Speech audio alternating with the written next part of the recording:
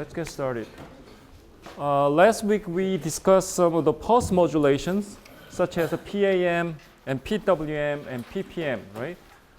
What we're going to talk about today is another part of the pulse modulation, like a PCM or delta modulation, right? So let's briefly review what we learned last week. So what you want to remember about the pulse modulation is the difference between the analog modulation and pulse modulation. The main difference comes from the carrier. In pulse modulation, you're going to use a pulse train as a carrier. Okay?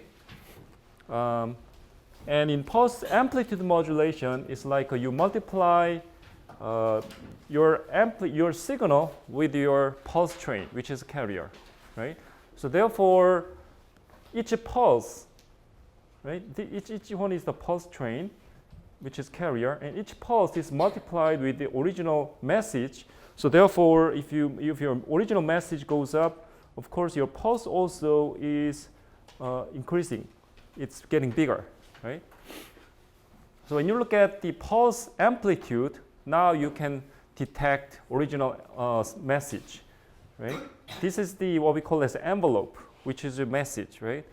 And this is the pulse, which is PAM. This is the PAM. So you are transmitting this pulse train like a PAM signal, and you're going to receive this PAM, and you want to recover your original message, right? But you can easily do that because when you look at the height of each pulse, you can easily detect your amplitude, your original message. That's a PAM. Another pulse modulation is a PWM, right? Pulse width modulation. In this case, instead of amplitude, your information is in the pulse width.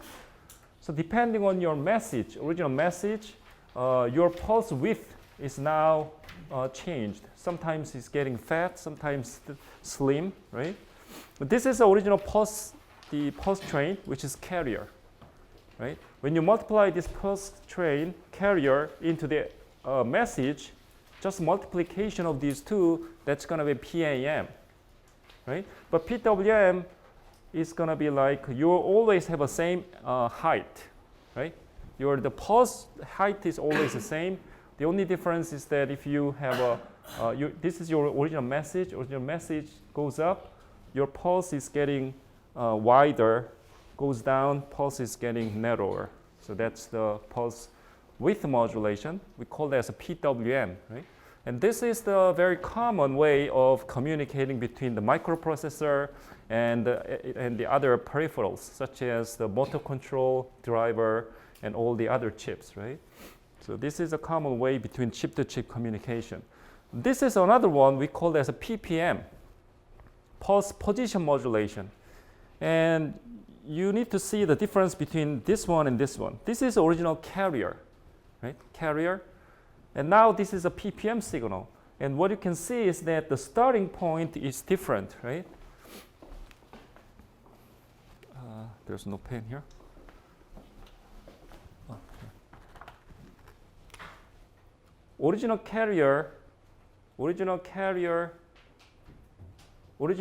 the pulse starts from here. This one also starts from here. So what you can see is that this particular pulse has been delayed by this much. In other words, original pulse was here, but now the position of the pulse has moved into here. So now you have a different position. Here, for example, this is the original starting point of your pulse. But instead of here, the pulse has been moved a little bit here.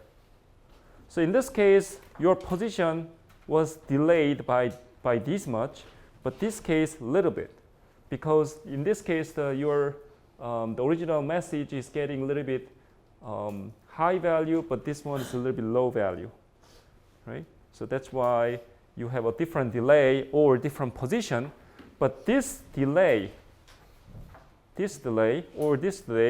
is exactly same as your PWM width, right? This PWM width. So putting another way, This is a PWM, right? So depending on your message high or low, your message width is now different. But depending on this width, this falling edge of your PWM, this is PWM. This falling edge of PWM, right? This falling edge of PWM will be rising edge of your PPM. This one is same. Right?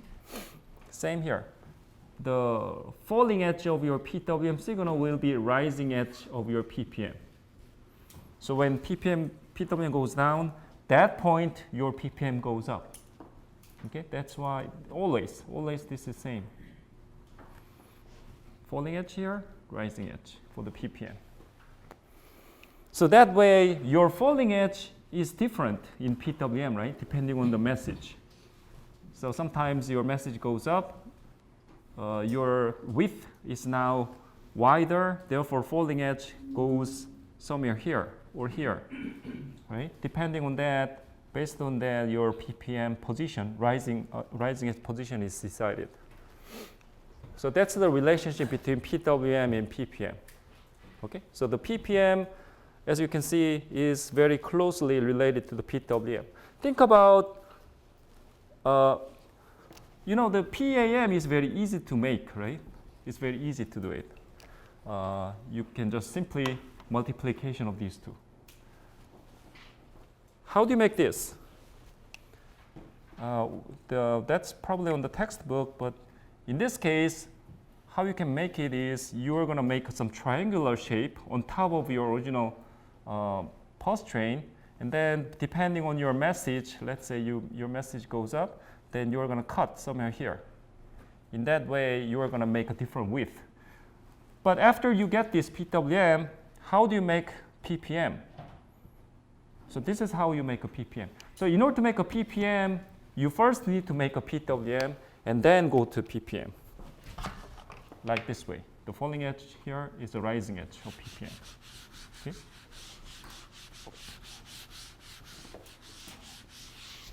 So that's how to get this PPM and PWM. We also discussed some quantization, right? What was the quantization? Quantization is simply a mapping function. Simply speaking, it's a mapping. Mapping of input to the output, right? So we have some input and output here. This is input, this is output. In general, if you have like a linear input-output relationship like this, then what that means is this is like y equal to x, which means whatever you get in input, you're going to get the output, same output. Right? That's the simple relationship. But quantization is not linear input-output relationship. Instead, it's going to be like stair step like this. That's the relationship of input and output, which means that if you have a certain range of input, okay, let's say your input is within this range. For example, this is 1 and 2. Then sometimes you get an input 1.2 or sometimes 1.9.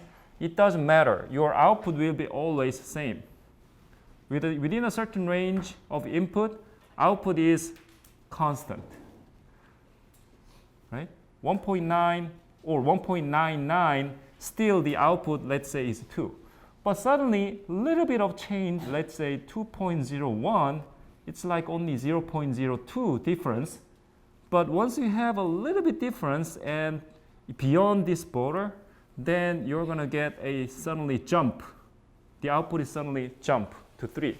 That's what this function looks like, right? So that's a quantization. Simply speaking, your output. Let's think about only the output. Right? Right now we are talking about ADC, part of the ADC, and the main function of ADC was a sampling and quantization. Those are two main functionality of ADC chip.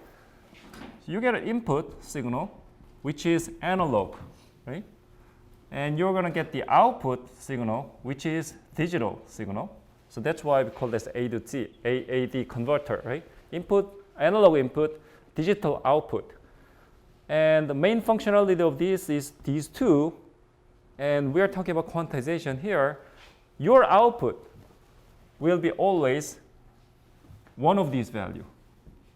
1 or 2 or 3, -1, -2, something like that in this example. Okay? You can never get like 0.5, 1.2. You never get that at the output. Right? That's main thing is quantization.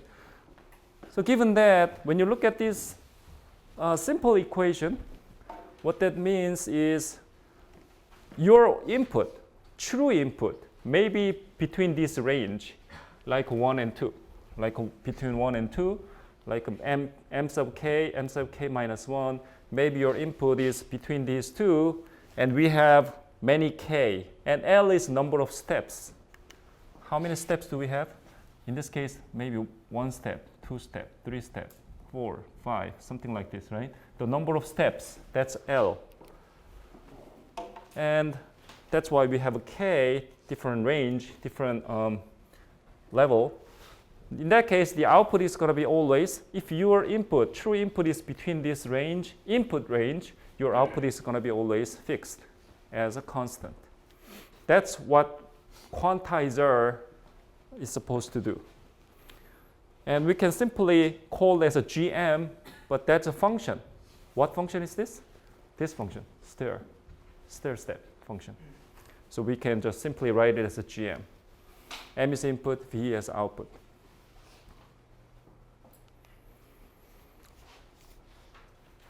When you look at this quantization, okay, quantizer, what you can see now is that we call this one as a uniform quantizer. Uniform.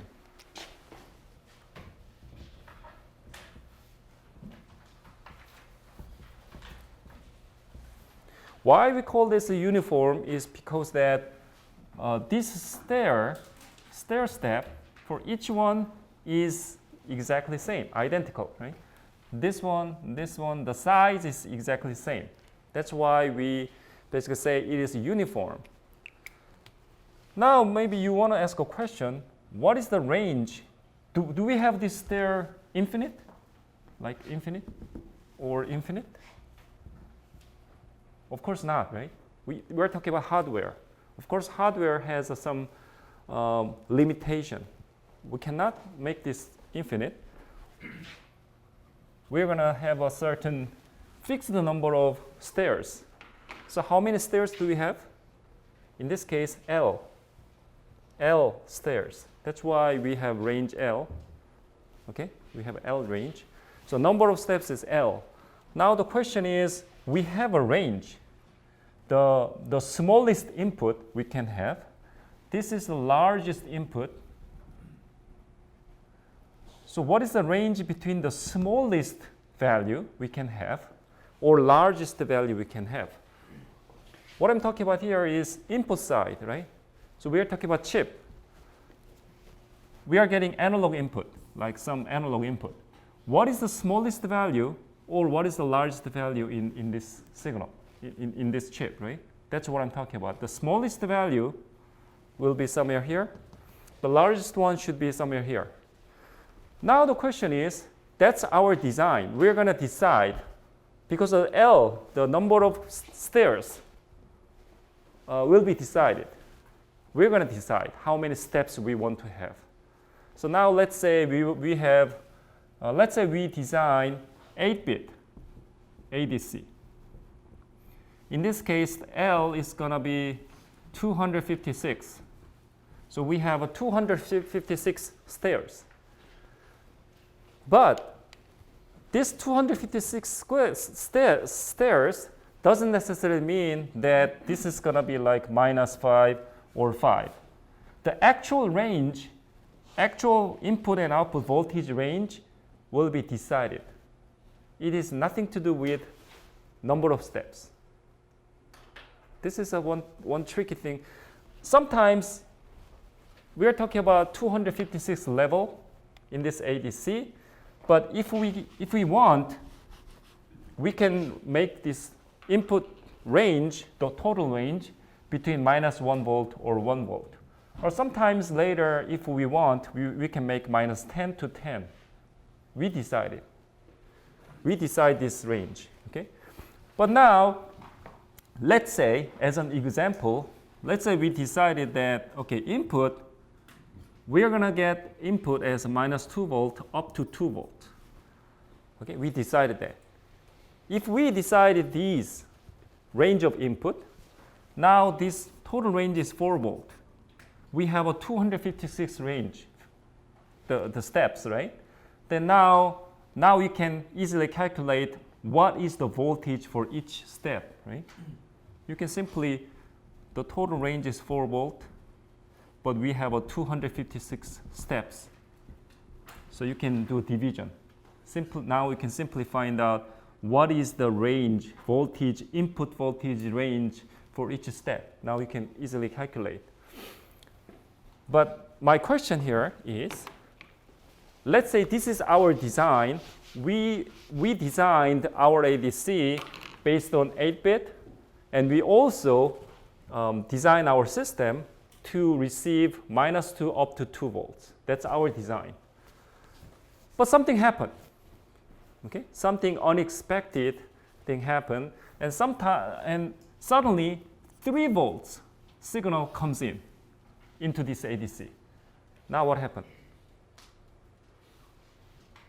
Our expectation is that, oh, we're gonna receive a signal, input signal between this range, but suddenly, right, 3 volts comes in. Then what happened? 3 volts, this is 2 volt. I'm talking about the input range, -2. But 3 volt is somewhere here, right? Then what happened? This one, this is the last stair, and this is the last one.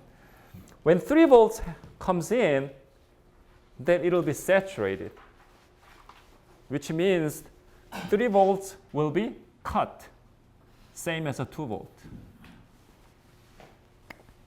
That's too high. So this is 2 volts. This is 2 volt, right? This is -2, so we make this kind of stairs, 256 stairs. So this is the maximum output we can have, right? Each one is output. We are going to have these output, right? So only possible output value, different possible output value is 256. We can only have 256 different output value. And this output is going to be the maximum we can have. So 3 volts will be saturated to this maximum value. But this maximum value actually is for 2 volts, but that's the only thing we can do. Maximum value is going to be this value. So that's what we call it saturated. You know what that means, right? Saturation. Same thing happens here. If the input value goes below that, it'll be saturated somehow into this value. So that's what's going to happen.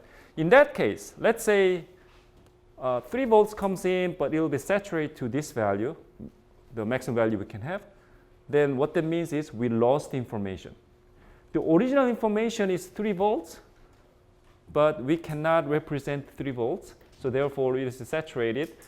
And now we get the output value, maximum output value here. Eventually, it goes all the way. After we do the processing, we want to recover back to analog. In that case, we can never recover back to 3 volts. Because in this case, the maximum value, we don't know if this one is really 2 volt or it'll be originally 3 volts and saturated. We have no way to find out. So you lost information. So this is bad, right? Because you lose information. Now, this is one problem, possible problem. Now let me talk about the second problem. The second problem is we calculated what is the steps between each stair. Like as I said, 4 volt. The total range is 4 volt, we have a 256 steps. So each step, let's make it bigger. Make it bigger. Okay, let's zoom in. Each step maybe, or this step, maybe is like 4 volt divided by 256. So it's like maybe 0.02 volt, something like this. Okay, that's for each step. You can simply do division, right? 4 divided by 256. Let's say it's a 0.2 volt. Now, earlier when we talk about 3 volts, we were talking about very huge signal. Okay, if your range, you are expecting that you're gonna receive this input range, but suddenly very big one comes in, we're gonna have error because of saturation. Now instead, we are talking about the opposite scenario.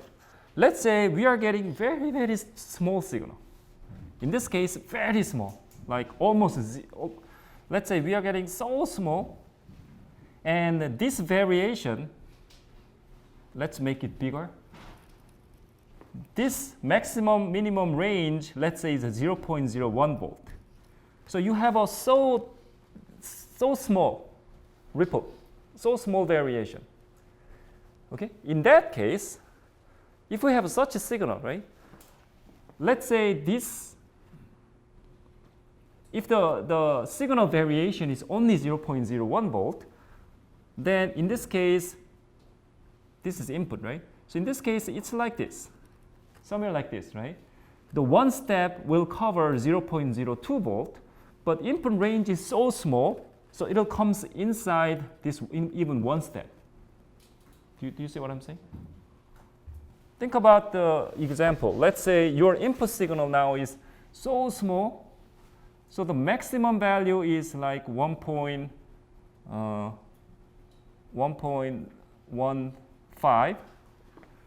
and the minimum value, let's say, is 1.14, something like this.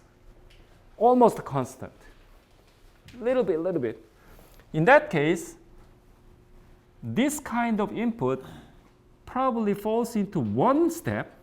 One of these, we have a 256 range, but this is so small variation, so that comes into only one step. And let's make it bigger, then that's this step. So this one, somewhere here is a 1.15, somewhere here is 1.14. So this kind of small input range comes into this one step, and that goes into this step. You know what I'm saying, right? If this happens, now what happened at the output? Even though input actually is changing a little bit, your output is always going to be this value. You're going to get constant output. You see what I'm saying, right? This one is because of your quantization error. All of these things now go into the quantization error. So now in this case, certainly it is a problem. Why is a problem? Actually, input signal has a little bit of information. It goes up and down. But output, you lost everything because it's a constant. So in this case, also it is a problem. Okay? This is the second problem. The first problem we talk about is you have a certain range in your ADC, input range, but suddenly huge size of input comes in, you have a saturation. Right? That's one problem. Second problem is the opposite. You have a so tiny signal comes in, and that is even smaller than your step size. This is your step size, but input signal variation even smaller than step size, then all this variation will be disappear because this one is even lower than quantization error. So because of these two problems,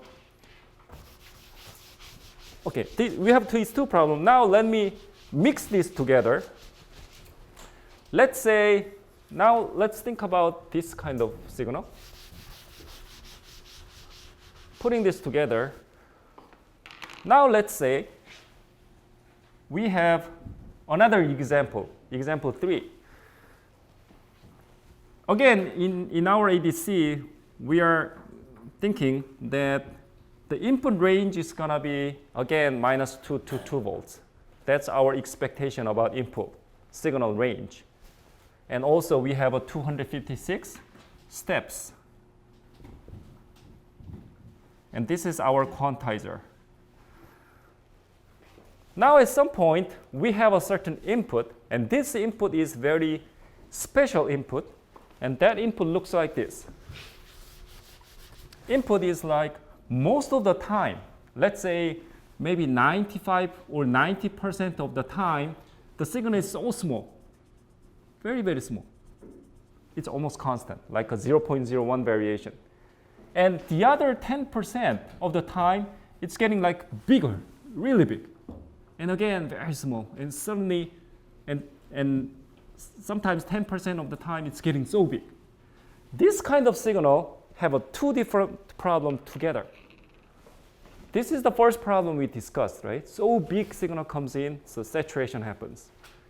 And this is second problem. So small, so quantization error comes in. This one now is gone. In this kind of signal, we have both problems, two problems together. We lost everything, right? This is a very special signal. However, the problem is this is not so special. This is pretty common signal. For example, in our voice signal. Okay? This is not so unusual. You can see this quite often. So therefore, if you have this kind of signal, the problem is we cannot use this quantizer because of saturation. Also, number two, because of quantization error, you're going to lose a lot of information. That's a problem. Then, question, what is the best quantizer for such kind of signal? We have this signal. Okay? Actually, we have. So in this kind of signal, how do you design, if you know, let's say if you know you're going to get this kind of signal, how would you design your ADC? You need a non-uniform quantizer. Okay? That's why the concept of non-uniform quantization comes in. So what is a non-uniform quantization? You can see this one is a uniform. As I said, why it is uniform? Because the size of each step is exactly same, all uniform. That's why it is a uniform quantizer. But this uniform quantizer have these problems, okay? These two problems. So that's why the best way to design the ADC or quantizer for such kind of signal is that you're going to make big steps here, okay? And make a little bit small, and right here in the middle, you make a very tiny steps and make a bigger again. Like this one. This is a non-uniform. So when you go close to zero, your step size is very, very tiny. And right here at the edge, or the maximum, minimum value, in this area, make it big. This is called a non-uniform quantization. Well, basically, the reason that we need this kind of non-uniform quantization is that we basically think that the number of steps is the same. Well, if you have no problem in the cost or hardware design, the best way to design the ADC is that you make this range to very big. Okay, what is a simple step? Forget the hardware cost and forget all the practical thing. The ideal way to remove that problem or avoid that problem is make this one as a big. Make your input range big and make these steps as 1,000,000, of course. You have 1,000,000 steps, you make a range very big. Of course, that's a simple problem, of course, right? But that's a too ideal scenario. You can never design hardware like that, right? Because the one ADC chip will be very, very expensive.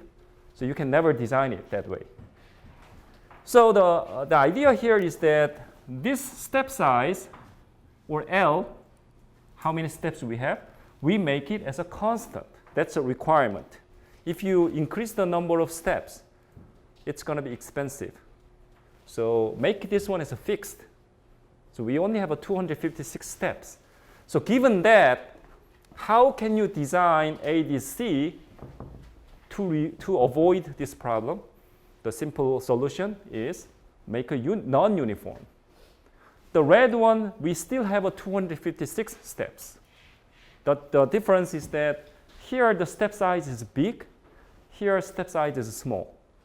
But total number of stairs, 256, same. You see the difference between uniform and non-uniform, right? So why do you want to make a non-uniform like this?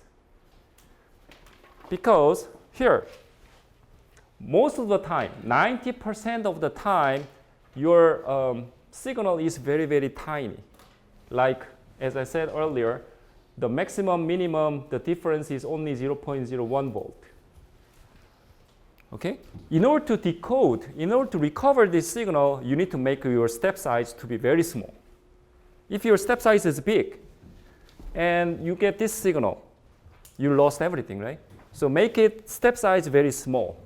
That's the only way you can recover this. So that's why you need to make step size very small in this area. But this one, like a huge, big signal, it only comes in like once every often. It doesn't come very often. It only comes in like 10% of the time. So we just make it big here. Yeah, you lose some information. We cannot, we cannot make it perfect anyway. So just lose some information here, but we want to focus on this area because 90% of the time is this signal. So this is more important, right? So therefore, make it this one. Okay, that's the idea of non-uniform quantization. However, we have a problem here about non-uniform quantization. The problem is this kind of different size of steps in this ADC is very, very difficult to make in hardware. The hardware design can be very difficult when you make this non-uniform. Okay?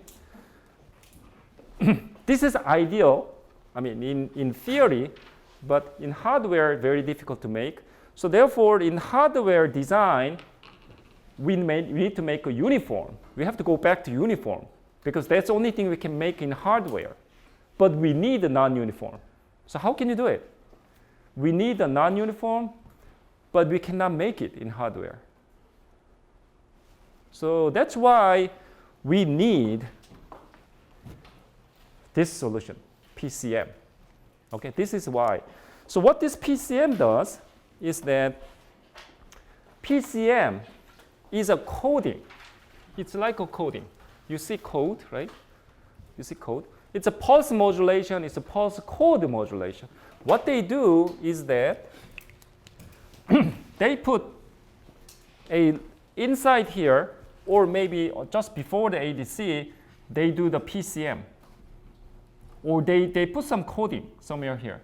And what you do in the PCM is that this is our input, right? Most of the time, very small, little bit, like 10% of the time is so big. So what we want is that we want to put this kind of signal into the PCM block. Okay, and the output of the PCM block is that what this PCM does is this kind of operation. This is an input-output relationship. This is input. Okay, this is input. This is input.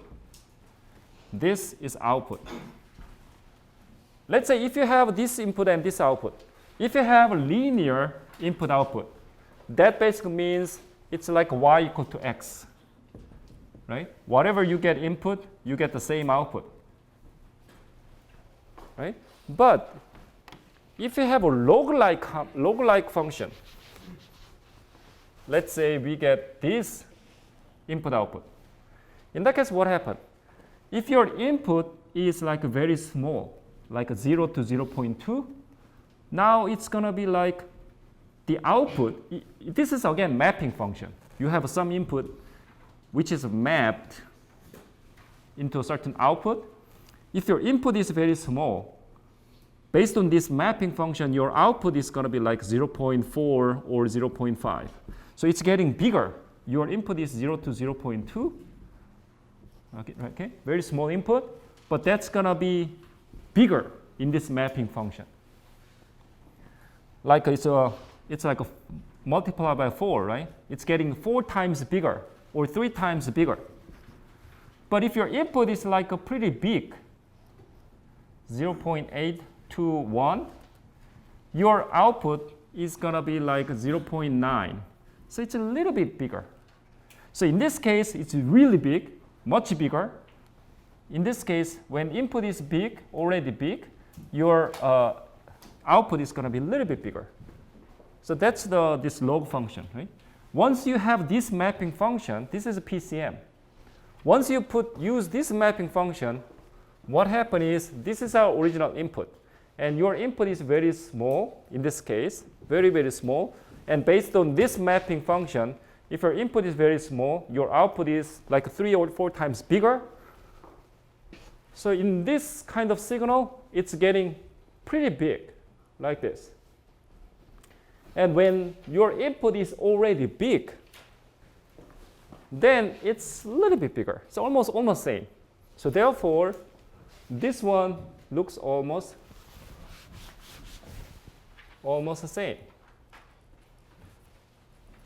So now after you go through those PCM, this input now is changed into this kind of signal. That's the idea of PCM. Okay? So this one is our original input.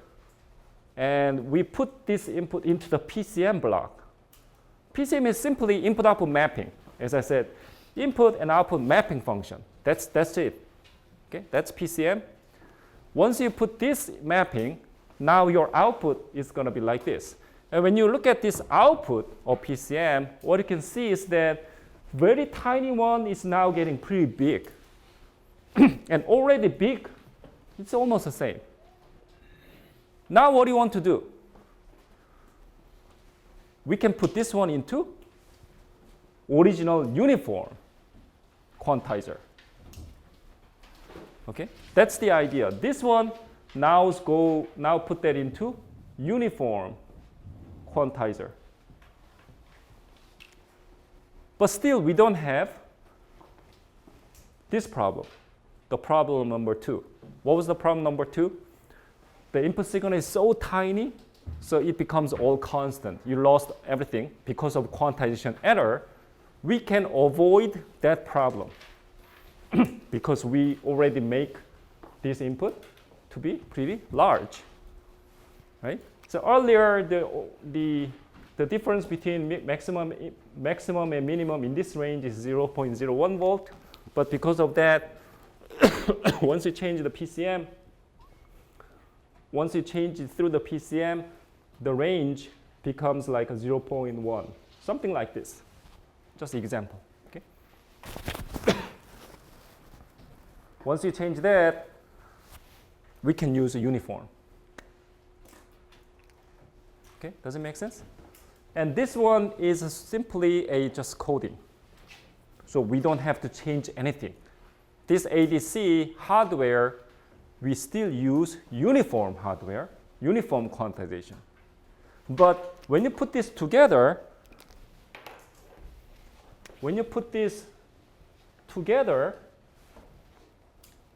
that the functionality of these block together is going to be like non-uniform. Okay? Put them together, it's going to be almost same as a non-uniform quantization. But this one itself is uniform because we already have done PCM before that. Okay, that's the idea of PCM. So that's a simply mapping function. When you look at that in the mathematics, right? From the mathematics equation point of view, This is the mathematical equation for the PCM. And look at this equation, you will see a log function, right? You see the log. Here, log, everything. Why is it log function? That's because, as I said, this one looks like log function, right? I'm talking about input-output mapping function. That's a log function. That's why you see log. And now you see the different log function. Sometimes we call this a mu law or a law.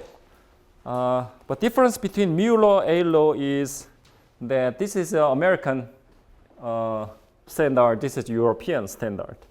So each country they want to do their own way. So that's why we have these different equations and many different ways.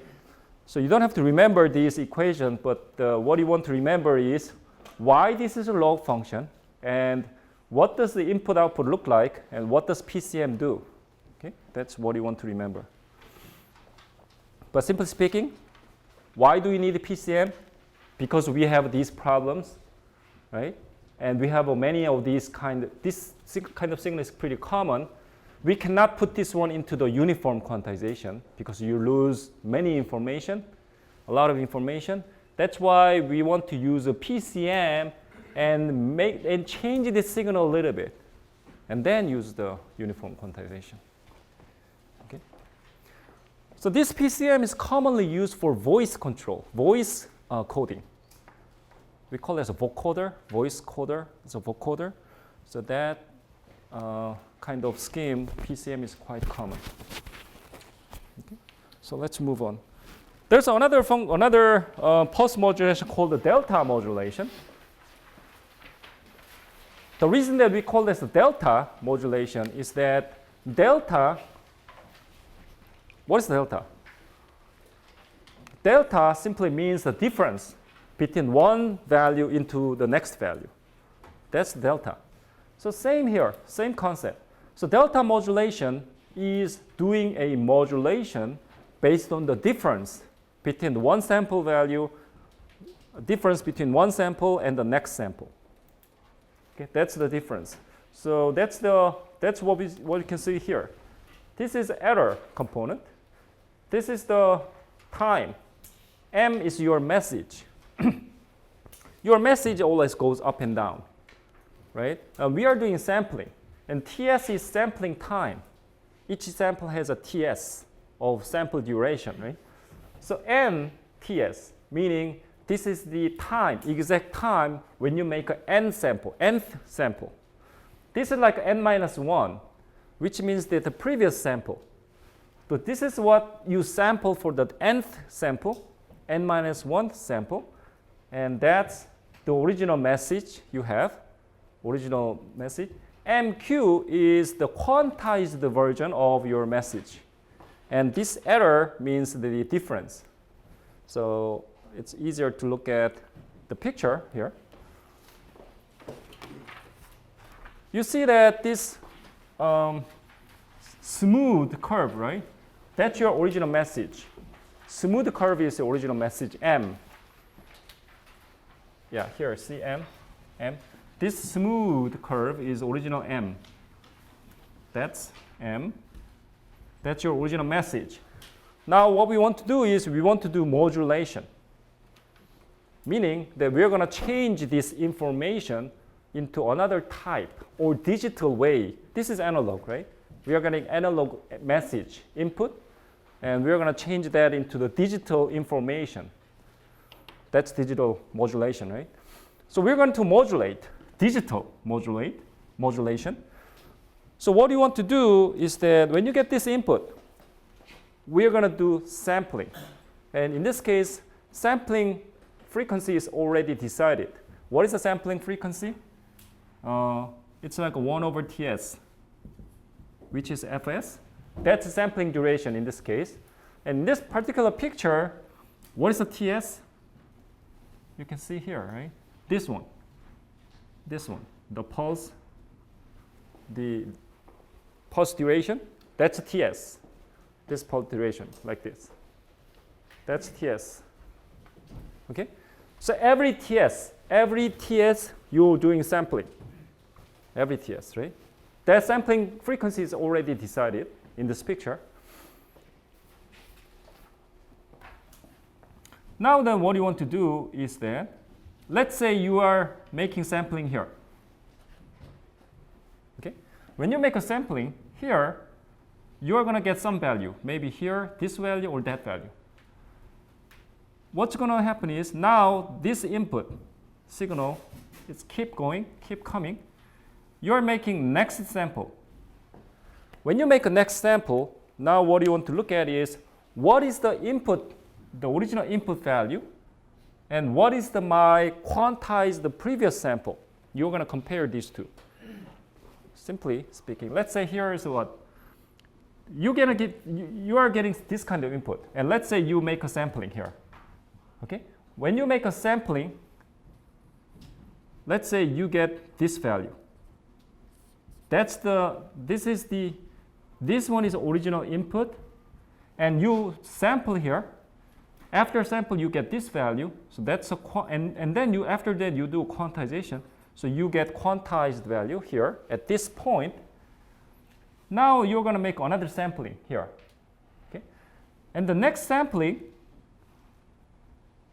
Now what you want to do is this is your previous sample value, and this is your input signal.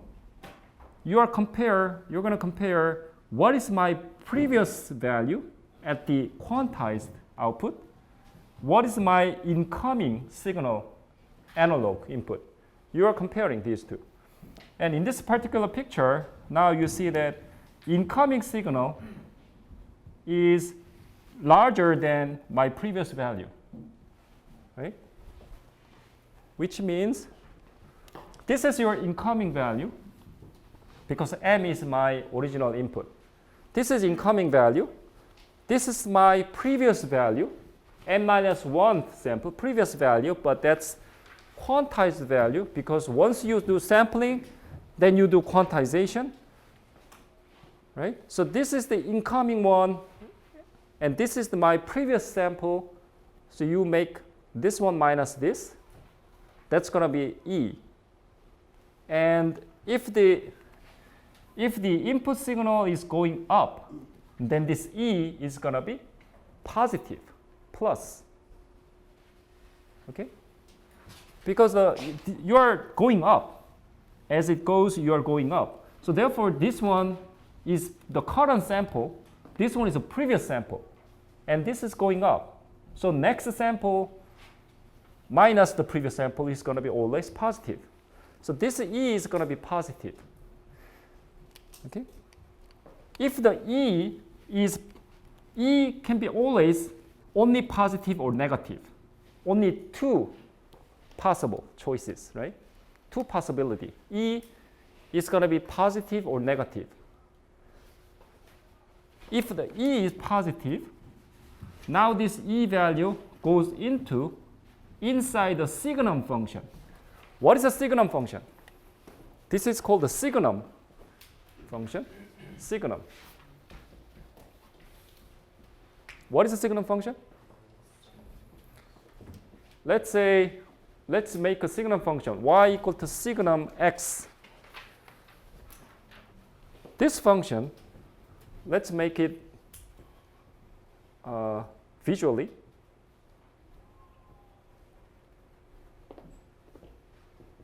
This is a signum function. If your input is positive, your output is 1. Input is negative, your output is going to be -1. It doesn't matter what your value is, right? If you are positive like 0.001 or positive 100, both one, the output is just 1. The actual amplitude doesn't matter. What matters is your sign, positive, negative. That's only what matters, right? That's only what matters. So that's a signum function. So as I said earlier, this error component will be always some positive value or some negative value. When do you get the positive value?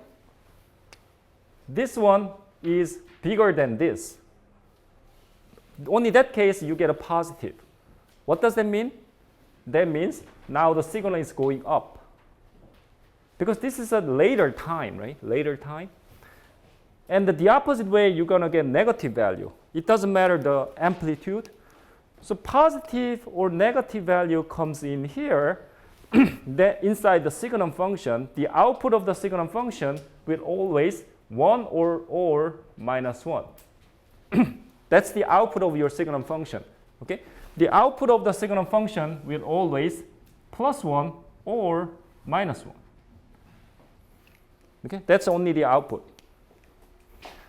And the last one is that finally, my quantized output at the nth time, same time, right? Nth time is going to be my previous sample time plus output. And this output is going to be plus 1 again or minus 1, right? That's what happened. Okay? Yeah, so this one again is a plus 1 or minus 1, right? That's what I said here. And this is the value, this value, same thing. So this is the output value of n minus 1th sample. And finally, we want to make a decision for the nth sample. After quantization, this output is going to be this one plus 1 or minus 1. So that's why we call this a delta, right? If after the calculation, if this one becomes plus 1, then the next sample is going to be previous value plus 1. Or if this one happens to be minus 1, then the nth sample is going to be n minus 1th sample minus 1. So that's the delta. So every time you make a plus 1, minus 1, plus 1, minus 1, plus 1, plus 1, plus 1, minus 1, minus 1, something like this, right? That's what you're doing every time. Every sample you are making that way. That's why you're going to see this kind of picture. This kind of picture. You see that every steps, you see that it's only going to be one step up, one step down. You never see like 2 step up or sudden jump. You never see that, right? Every time it's like 1 step up, 1 step down. It's like a plus 1, minus 1. Right? And what you can see is that if the original message is going up, for example, like this, going up, then your step size is always like a plus 1, plus 1, plus 1, something like that. Maybe what's happening is that this is the output of delta modulation. You see like this kind of stair function, stair signal. That's the output of delta modulation. And delta modulation is trying to follow original signal. And of course, it goes up, then you have to follow. And goes down, you have to go down like this. Just try to follow. What if then you have what if your original message is like almost constant? Then what happened? What happened is we only have a plus 1 or minus 1. We don't have anything else. Okay? What you can have is only plus 1, minus 1. And when you have there's nothing like 0. There's nothing like 0. So you cannot have constant. You have to choose plus 1 or minus 1. So if your original input is like almost constant, then only thing we can do is plus 1, minus 1, plus 1, minus 1. It's like oscillation. That's the only thing we can do because we have no input, no output as a 0. Either only plus 1 or minus 1. So that's why you have this kind of output, like stairs. Right? That's the output of delta modulation. This is a graphical way. This picture shows you a visual way of delta modulation. But what is the actual output of delta modulation? This one. You see all the 0, 1, 0, 1 bits, right? Here, this one. This is eventually the output of delta modulation. Then how do you know? Simple, right? Very simple. Going up, 1. Going down, 0. You can compare. Okay? Every time when you go up, up, up, you get 1, 1, 1. Every time you go down, 0, 0, 0. So eventually, after you do delta modulation, so let's make it simple here. So let's say this is our input signal, analog. Okay, we get analog signal, MT. Now we want to put this signal into delta modulator. And inside the delta modulator, we are doing this calculation. That's what happened inside the delta modulation. And what's going to be the output? That output is like that, like this, right? Something like this is the output. But the true output is not this one. This is just graphical way. True output is like 0, 1, 0, 1, 1, 1, 0, something like that. That's a true output, right? That's your output of delta modulation. Once you get this modulation, this output, you can visually, you can draw this picture like this. But the actual output is a 0, 1, 0, 1. Okay, so that's a detail. Now let's think about, that's the modulator. And modulation is done at the transmitter. At the receiver, you need to do demodulation. Now think about from the receiver point of view, how can you demodulate this delta modulation? This delta modulated signal. Let's say this is a delta modulated signal. Receiver point of view, you are receiving this. Forget the error. There's no error. Okay? Channel is perfect. You're going to receive this bit sequence. Can you recover back to this smooth curve? Yes. Of course, you should do it, right? Because there's no error. Channel is perfect. From this delta modulated signal, you should be able to recover the original smooth curve. Now the question is, that's the job of receiver. How can you do it? That's the question. How can you do it? From this 1010 bit sequence, how can you even recover the receiver, the original message? We know that 1 means up, 0 means down. That's the only thing we know. But at the receiver, you have to do one more things. You have to do accumulation.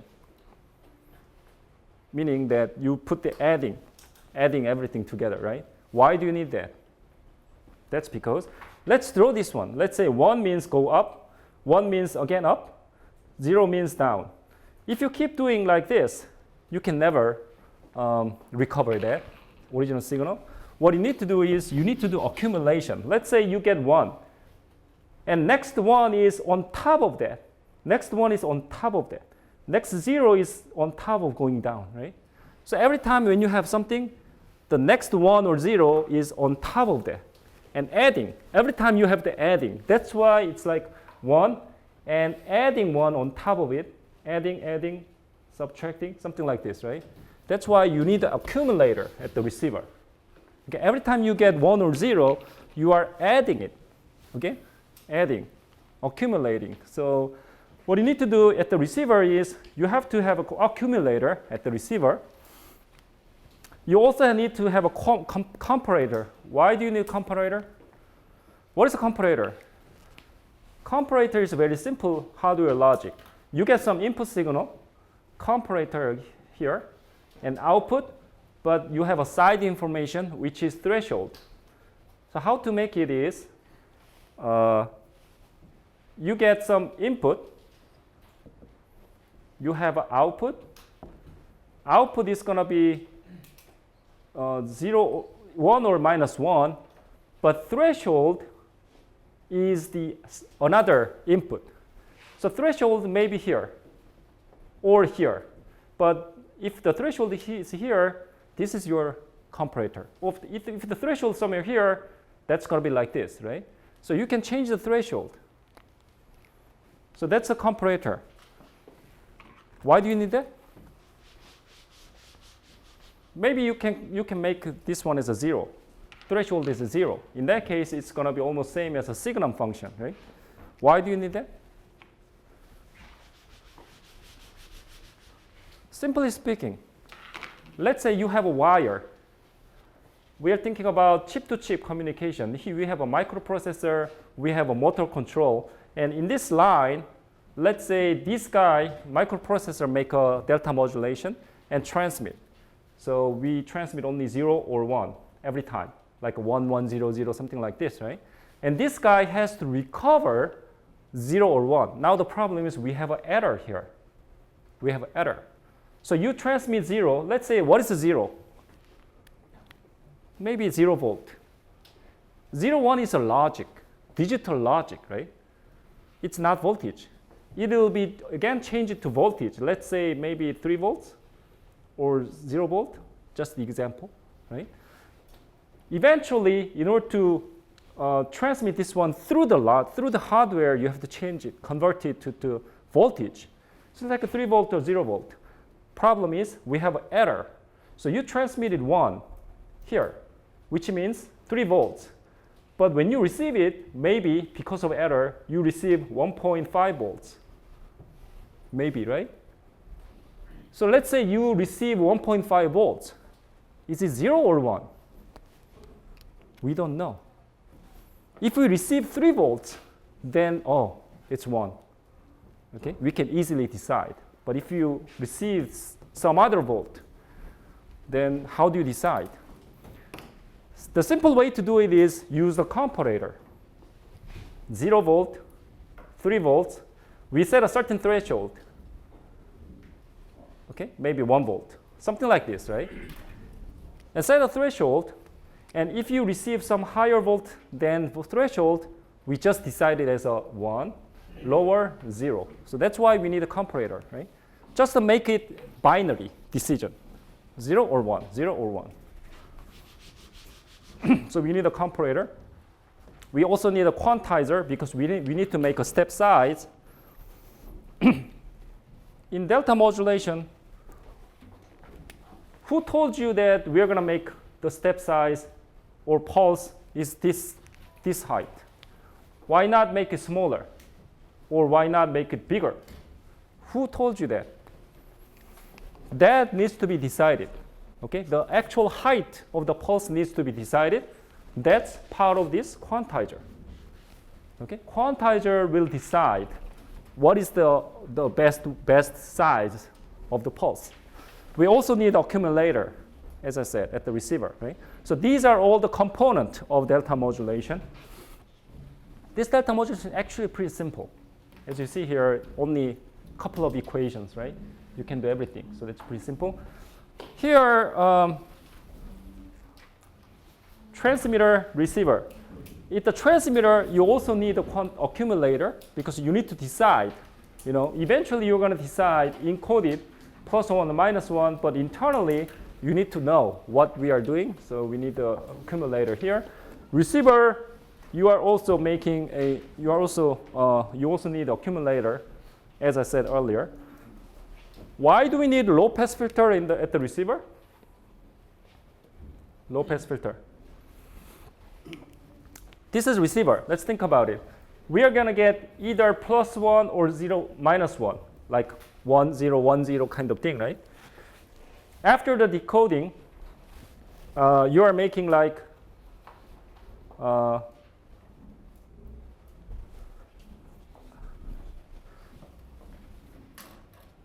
no.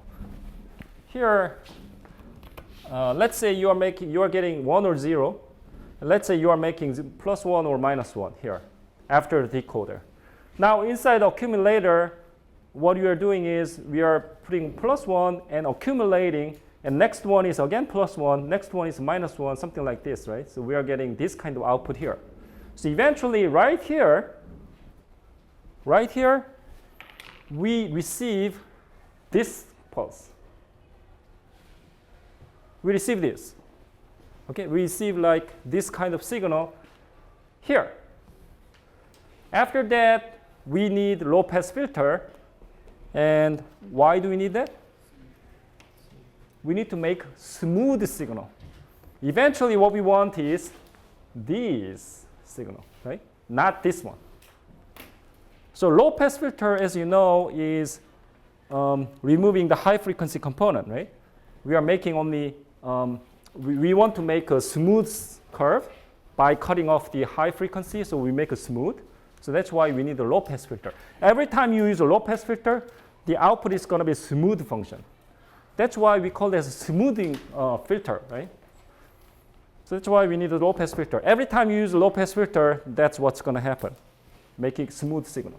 So that's why we recover or reconstruct original message back right here, right?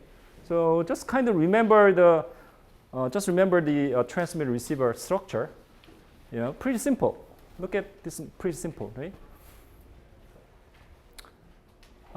This slide shows you the two possible errors when you use a delta modulation.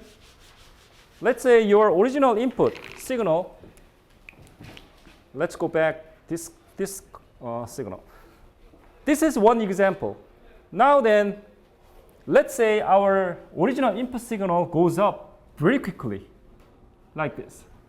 Then what happened? Now what happened is, this goes so quickly, so you cannot follow. Of course, you are trying to follow, like this, right? But you cannot follow because it raised so quickly. That's one problem. And the second problem is, as I said, let's say your input signal is always almost constant, but you have to go up and down, because you only have a +1 or -1. So we have those two problems. Because of that, if your input signal goes so quickly, then you cannot catch up. Okay, this is the best we can do. Okay, we cannot catch up so fast, so we have this kind of error. This error is called slope overload. Slope is overloaded. That's one error. Second error is this one. The input is almost constant, but we have to go up and down. So you have this kind of error. We call this a granular noise. So we have those two error components in delta modulation. Okay? So that happens. Okay, let's continue next time.